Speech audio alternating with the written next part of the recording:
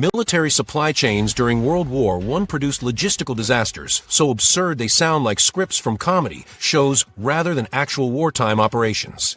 The British Army managed to achieve the remarkable feat of delivering winter coats to soldiers sweating through summer heat while simultaneously shipping shorts and lightweight uniforms to troops freezing in winter trenches.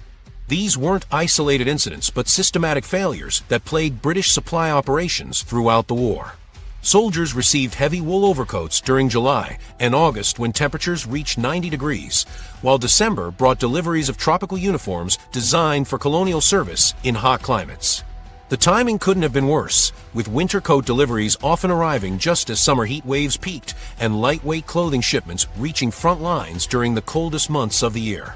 Supply officers seem to operate on reverse seasonal logic, consistently delivering exactly the wrong equipment at precisely the wrong time. French logistical operations achieve their own special brand of chaos by consistently delivering supplies to completely wrong destinations throughout the war. Artillery units desperate for shells and explosives instead received shipments of flour, vegetables, and cooking equipment that belonged in field kitchens miles away from gun positions. Meanwhile, kitchen staff expecting food deliveries opened supply crates filled with artillery shells, rifle ammunition, and explosive devices that had no place near cooking facilities. These mix-ups created dangerous situations where cooks handled live ammunition while artillery crews tried to feed themselves with uncooked ingredients they had no ability to prepare. Some artillery positions accumulated tons of food supplies they couldn't use while field kitchens received enough ammunition to supply entire battalions.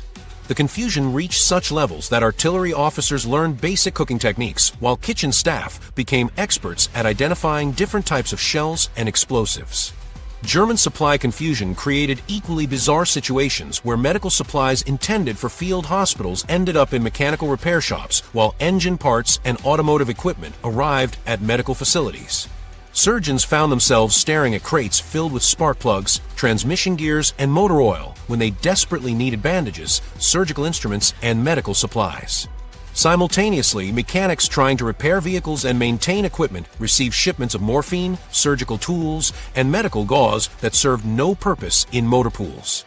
These supply mix-ups forced medical personnel to improvise treatments using automotive supplies, while mechanics attempted to repair engines with surgical instruments. Some field hospitals accumulated warehouses full of mechanical parts while repair shops overflowed with medical equipment nobody knew how to use. Russian supply operations managed to create one of the war's most ridiculous logistical disasters by consistently delivering only left boots to military units throughout multiple campaigns. Entire battalions received shipments containing hundreds of left boots with no corresponding right footwear, creating armies of soldiers who limped across battlefields wearing mismatched footwear or single boots on alternate feet.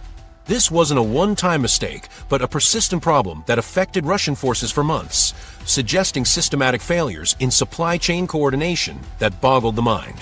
Some soldiers learned to walk exclusively on their left feet, while others developed elaborate rotation systems for sharing the few right boots available within their units. The situation created medical problems as soldiers developed foot injuries, leg muscle imbalances, and walking difficulties that reduced their combat effectiveness and required treatment from already overwhelmed medical staff.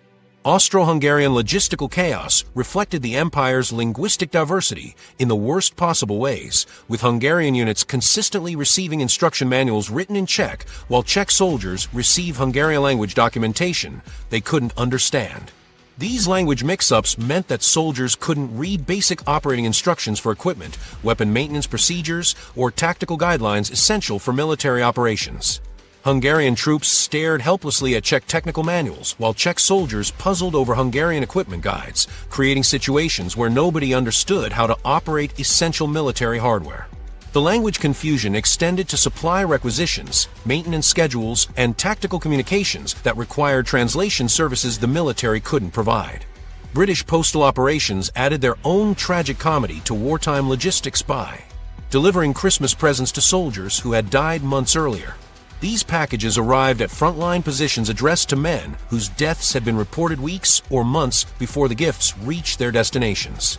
Living soldiers faced the heartbreaking task of handling Christmas presents intended for fallen comrades, creating emotional situations that compounded the psychological stress of combat operations. The postal system seemed incapable of updating delivery lists to reflect battlefield casualties, resulting in continuous deliveries of personal packages, letters, and gifts to deceased recipients.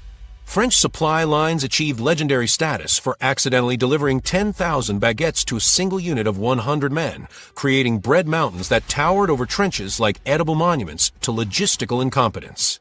This massive bread delivery arrived all at once, overwhelming the small unit with enough baked goods to feed a division for several